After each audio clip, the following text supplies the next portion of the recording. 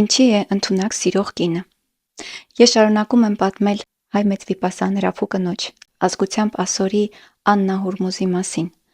որը 40 տարեկանում կորցնելով ամուսնուն, չունենալով աջակիցներ, չունենալով դրամական միջոցներ, բռնում է երկու տղաների ձեռքն ու մեկնում Լոնդոն, նրանց լավագույն կրթություն տալու նպատակով։ Հույսը Ռաֆու անտիկ իրերի հավաքածուն էր, որն ուզում էր վաճառել բրիտանական թանգարանին, սակայն այն նրանից գողանում են։ Այս տհաճ միջադեպը պատճառ չի դառնում, որ Աննան հուսահատվի։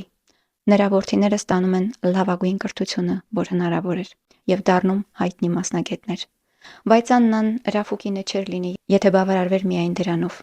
Ռաֆին իր գործերով բազմահազար երիտասարդների սրտերը բոցավառեց հայրենասիրությամբ, իսկ Աննան լոնդոնյան իր տունը դարձրեց հայության հավաքատեղի, տաք օջախ, որտեղ իրենց խնդիրների լուծումներն էին գտնում հայ ուսանողները, Լոնդոնում հայտնված գաղթականները, հայտնի գործիչները։ Նրանց ընտանիքի նախաձեռնությամբ ստեղծվում են հայապահպան միություններ։ Աննային այս հարցում շատ էր օգնում նրա որդին Արամը, որը հայդատի եռանդուն պաշտպաններից էր։ Աննան ցերեկները զբաղվում էր հանրային գործունեությամբ, ընդունում էր իր բազմաթիվ հյուրերին,